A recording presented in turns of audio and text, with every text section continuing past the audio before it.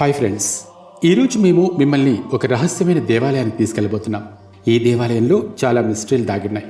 అవన్నీ ఎలా సాధ్యపడుతున్నాయని ఎవరికీ చిక్కడం లేదు. అదే నేపాల్లోని పశుపతినాథ్ దేవాలయం. అవును, ఈ దేవాలయంలో చాలా విషయాలు ఇంకా మిస్టరీలుగానే ఉన్నాయి. ఈ దేవాలయంలో ఒక అఖండ జ్యోతి వేల సంవత్సరాల నుండి ఆరిపోకుండా వెలుగుతూనే ఉంది. ఈ దేవాలయంలో ఒక నంది విగ్రహం ఉంది. అది ఎల్లప్పుడూ గర్భగుడిలోని శివలింగాన్ని చూస్తూ ఉంటుంది. దాని కళ్ళల్లో శివలింగం యొక్క ప్రతిబింబం స్పష్టంగా కనబడుతుంది. అలాగే ఎన్ని ప్రకృతి విపత్తులు వచ్చినా ఈ దేవాలయం అస్సలు చెక్కు చెదరకుండా కొన్ని వేల సంవత్సరాల నుండి అలాగే ఉంది. ఇవన్నీ ఎలా సాధ్యపడుతున్నాయో అనేది సైంటిస్టులు ఇంకా కనిపెట్టలేకపోయారు. ఇంకో విషయం ఏంటంటే, ఈ దేవాలయంలోని గర్భగుడిలోకి కేవలం 4 పూజారులు మాత్రమే వెళ్తారు. సాధారణ వ్యక్తులకు ఈ గర్భగుడిలోకి అనుమతి లేదు. ఈ 4 పూజారులకు మాత్రమే ఆ గర్భగుడిలోకి ఎందుకు అనుమతి లభించింది? ఈ దేవాలయంలో శివలింగాన్ని దర్శించుకుని తమ చివరి శ్వాసను విడిచిన వారికి మోక్షం లభిస్తుంది అని పురాణాల్లో చెప్పబడింది. ఇలాంటి రహస్యాలన్నింటి గురించి ఈ వీడియోలో తెలుసుకునే ప్రయత్నం చేద్దాం. కాబట్టి ఎక్కడా స్కిప్ చేయకుండా ఈ వీడియోను పూర్తిగా చూడండి. దానికంటే ముందు వెంటనే మా ఛానల్ను సబ్స్క్రైబ్ చేసి బెల్ ఐకాన్ను యాక్టివేట్ చేసుకోండి. ఇలాంటి మరిన్ని వీడియోలను మిస్ అవ్వకుండా చూడండి. ఇక వీడియోను స్టార్ట్ చేద్దాం. ముందుగా ఆలయ నిర్మాణం ఎలా జరిగిందో తెలుసుకుందాం. ఈ ఆలయాన్ని ఎవరు నిర్మించారు అనే విషయంపై చాలా కథలు ప్రచారంలో ఉన్నాయి. అందులో ఒక కథ చాలా ఆసక్తికరంగా ఉంటుంది. ఈ కథను వినేవారి మనసులో శివభక్తిని, ప్రశాంతతను పెంచుతుంది, తన్మయత్వానికి గురి చేస్తుంది. ఈ కథ ప్రకారం పురాతన కాలంలో పశుప్రేక్షుడు అనే గొప్ప రాజు నేపాల్ ప్రాంతాన్ని పరిపాలించేవాడు. అతను గొప్ప శివభక్తుడు. ఎల్లప్పుడూ మహాశివుణ్ణి ధ్యానిస్తూ ఉంటాడు. ఎప్పటికైనా మహాశివుని దివ్య దర్శనాన్ని పొందటమే లక్ష్యంగా కలిగి ఉండేవాడు. ఒకరోజు మహాశివుడు ఈ ప్రాంతంలోని అడవిలో ఒక జింక రూపంలో మారి తిరుగుతున్నాడు. ఆ జింక శరీరం దగదగా మెరిసిపోతోంది. దాని కళ్ళు చాలా అందంగా ఉన్నాయి. శివస్వరూపమైన ఆ జింకను చూసి క్రూర మృగాలు కూడా ప్రశాంతంగా ఆడుకుంటున్నాయి. అక్కడకు సమీపంలో ఉన్న భాగమతి నది సంతోషంతో ఉరకలేస్తున్నట్లుగా ఉంది. చెట్లు తమ తలను ఊపుతూ నాట్యం చేస్తున్నట్లుగా ఉన్నాయి. పక్షుల కిలకిల రావాలతో ఆ ప్రదేశం అంతా కోలాహలంగా మారింది. యాదృచ్ఛికంగా ఆ రోజు పశుప్రేక్షుడు అదే ప్రదేశానికి వేటాడటానికి వచ్చాడు. అతని కన్ను అక్కడ ఉన్న జంతువులను చూస్తూ జింక రూపంలో ఉన్న శివుని మీద పడింది. అంత అందమైన ప్రదేశంలో ఆ జింకను చూడటం అతనికి ఆ దృశ్యం చాలా మనోహరంగా అనిపించింది. ఆ జింకను చూడగానే అతనికి ఆ జింక చాలా ప్రత్యేకంగా కనిపించింది. అతనికి ఆ జింక సాధారణమైనది కాదని అర్థమైంది. అది సాక్షాత్తు ఆ మహాశివుని స్వరూపమని అతను గుర్తించాడు. వెంటనే తన రథం మీద నుండి కిందకు దిగి ఆ జింకకు నమస్కరించాడు. వెంటనే శివుడు తన నిజస్వరూపాన్ని ధరించాడు.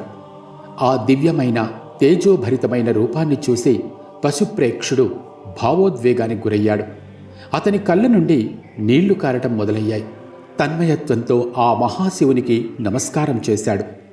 శివుడు ఆ రాజుని ఏం వరం కావాలో కోరుకోమని అడిగాడు. అప్పుడు అతను, ఈ ప్రదేశంలోనే కొలువై ఉండమని, నీ ఆశీర్వాదం, నీ చల్లని చూపు ఇక్కడి ప్రజలపై, పశుపక్షాదులపై ఉండాలని అడిగాడు. అతని నిష్కల్మషమైన భక్తికి మెచ్చి మహాశివుడు, అలాగే, నువ్వు కోరుకున్నట్లుగా ఈ ప్రదేశంలో శివలింగం రూపంలో కొలువై ఉంటాను. ఇక్కడకు వచ్చి నన్ను దర్శించుకున్న వారికి ధర్మార్థ కామ మోక్షాల నుండి విముక్తి లభిస్తుంది. అలాగే ఈ క్షేత్రం పశుపతినాథ్ దేవాలయంగా ప్రసిద్ధి చెందుతుంది అని చెప్పాడు. ఆ మహాశివుని మాట ప్రకారం పశుప్రేక్షుడు ఇక్కడ దేవాలయాన్ని నిర్మించాడు. ఇందులో చతుర్ముఖ శివలింగాన్ని ప్రతిష్ఠించాడు. నిత్యం శివుడిని పూజిస్తూ ఆయన పాదాల వద్ద తన జీవితం మొత్తాన్ని గడిపాడు. అతని తరువాత ఈ ప్రదేశాన్ని పరిపాలించిన ఇతర రాజులు కూడా ఈ దేవాలయాన్ని సంరక్షించారు. ఆలయం చుట్టూ పెద్ద పెద్ద నిర్మాణాలు చేపడుతూ ఆలయ ప్రాంగణాన్ని విస్తరించారు. దీనివల్ల ఈ దేవాలయం భారీ రూపాన్ని సంతరించుకోవడంతో పాటు సాంస్కృతిక, చారిత్రక విశిష్టతలను సొంతం చేసుకుంది. నేపాల్ భారతదేశంతో పాటు ప్రపంచం నలుమూలల నుండి భక్తులు తప్పకుండా దర్శించుకోవలసిన పవిత్రమైన స్థలంగా మారింది. ఇప్పుడు ఈ దేవాలయంలో ఉన్న శివలింగం గురించి తెలుసుకుందాం. ఈ శివలింగం ఇతర దేవాలయాల్లోని శివలింగాల కంటే భిన్నంగా ఉంటుంది. ఇది 4 ముఖాలను కలిగి ఉంటుంది. ఈ 4 ముఖాలు 4 దిక్కులను సూచిస్తూ ఉంటాయి. ఈ 4 ముఖాలు ఆధ్యాత్మిక దైవిక ప్రత్యేకతలను కలిగి ఉంటాయి. అందువల్ల దీనిని ముఖలింగం అంటారు. ఈ శివలింగం మీద ఉన్న ఒక్కొక్క ముఖం మానవ జీవనానికి అవసరమైన ఒక్కొక్క విషయాన్ని సూచిస్తుంది. తూర్పు వైపు చూస్తున్న ముఖం మతాన్ని సూచిస్తుంది. ప్రపంచంలో ప్రతి వ్యక్తి తప్పకుండా ఒక మతాన్ని అనుసరించడం అవసరం. అది వ్యక్తి జీవితాన్ని ప్రభావితం చేస్తుంది. మతాన్ని అనుసరించడం జీవనానికి ఆధారం. అది లేకుండా ప్రపంచ మనుగడ అసాధ్యం. మతాన్ని అనుసరించడం జీవితంలో స్థిరత్వాన్ని, శాంతిని, సమతుల్యతను కలిగిస్తుంది. దక్షిణం వైపు చూస్తున్న శివుని ముఖం సంపదను సూచిస్తుంది. సంపదను సంపాదించడం వల్ల భౌతిక శ్రేయస్సు, ఆర్థిక శ్రేయస్సుతో పాటు ప్రాపంచిక విజయం చేకూరుతుంది. జీవన మనుగడను కొనసాగించడానికి వనరులను సమకూర్చుకోవటం అవసరం. అయితే సంపదను సంపాదించటం మతంతో ముడిపడిన అంశం. పడమర వైపు చూస్తున్న ముఖం కామాన్ని సూచిస్తుంది. కామం అంటే భౌతిక కోరికలు మాత్రమే కాదు, మానసిక కోరికలు, జీవన మనుగడకు కావలసిన వస్తువులను సమకూర్చుకోవడం, తమకు నచ్చినట్టుగా జీవించటం, ఇవన్నీ కామానికి చిహ్నం. అవసరమైనప్పుడు కోరికలను తీర్చుకోవటమే కాదు, సరైన సందర్భంలో ధర్మార్థాల విషయంలో కొన్నిసార్లు కోరికలను తీర్చుకోవటంలో ఆలోచించి నిర్ణయాలు తీసుకోవాలని, లేకపోతే మనిషి పతనం వైపు ప్రయాణిస్తాడని ఈ ముఖం సూచిస్తుంది. ఉత్తరం వైపు చూస్తున్న 4వ ముఖం మోక్షాన్ని సూచిస్తుంది. మోక్షం అంటే ధర్మార్థ కామాలను వదిలేసి జీవన చక్రం నుండి విముక్తులవ్వడం, ఆత్మను పవిత్రంగా మార్చుకొని పరమాత్మలో కలిసిపోవడం. అలా మోక్షం పొందగలిగిన వారు మళ్లీ పుట్టి ఈ ప్రాపంచిక సమస్యలను, బాధలను భరించాల్సిన అవసరం లేదు. ఉత్తరం వైపు చూస్తున్న ముఖం శివుని దయగల రూపాన్ని ప్రతిబింబిస్తుంది. ఇది మనిషిని మోక్షం వైపు ప్రయాణించేలా ప్రేరేపిస్తుంది. ఈ 4 ముఖాలతో పాటు కనబడని 5వ ముఖం కూడా ఉందని, ఇది సృష్టిని రూపొందించిన బ్రహ్మను సూచిస్తుందని, పైకి తిరిగి ఉంటుందని నమ్ముతారు.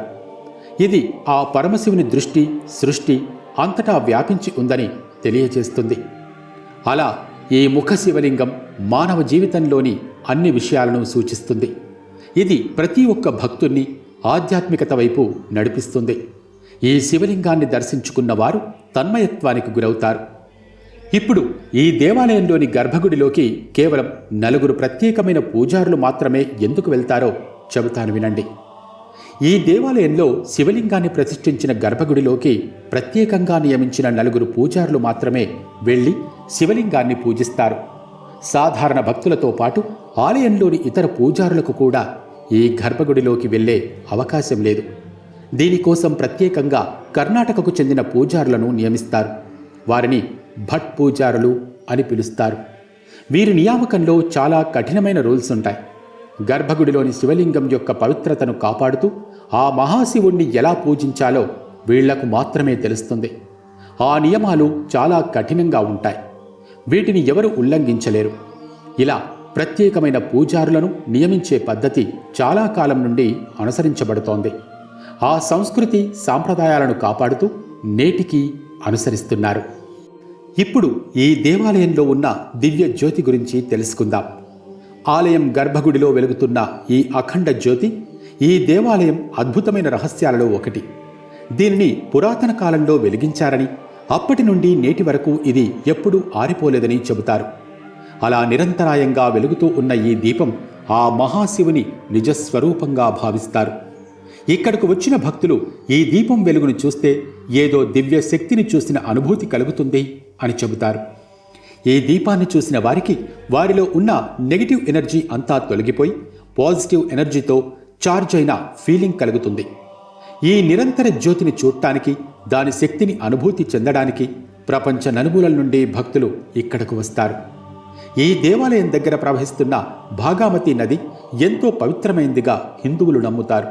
పురాణాల ప్రకారం శివుడు భూమి మీదకు వచ్చినప్పుడు ఆయన సంకల్పం ద్వారా భాగమతి నది ఉద్భవించిందని తెలుస్తుంది.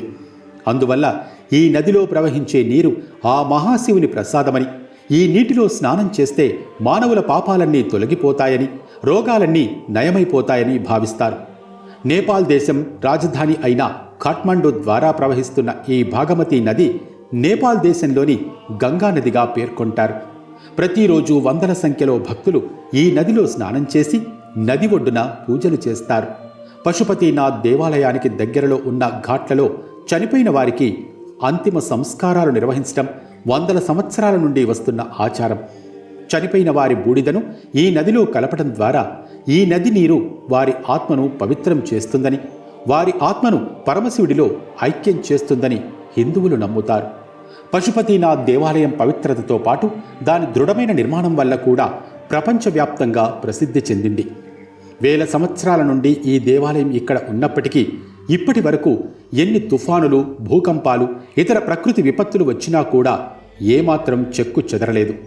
ఈ దేవాలయం చుట్టూ ఉన్న ఇతర పెద్ద పెద్ద భవనాలు కూలిపోయాయి. కానీ ప్రధాన దేవాలయం, శివలింగాన్ని ప్రతిష్ఠించిన గర్భగుడి ఇప్పటికీ దృఢంగా నిలిచాయి. 2015లో సంభవించిన భారీ భూకంపం సమయంలో కూడా ఈ దేవాలయం దృఢంగా నిలిచింది. ఇది ఖచ్చితంగా ఆ పరమశివుని శక్తి కారణంగానే సాధ్యపడింది అని హిందువులు భావిస్తారు. ఇప్పుడు ఈ ఆలయంలో ఉన్న అద్భుతమైన నంది విగ్రహం గురించి తెలుసుకుందాం. ఆలయ ప్రవేశ ద్వారం దగ్గర శివుని గొప్ప భక్తుడు, శివుని వాహనం అయిన నంది విగ్రహం ప్రతిష్ఠించబడింది. ఈ విగ్రహం ధ్యాన భంగిమలో కూర్చుని ఉంటుంది.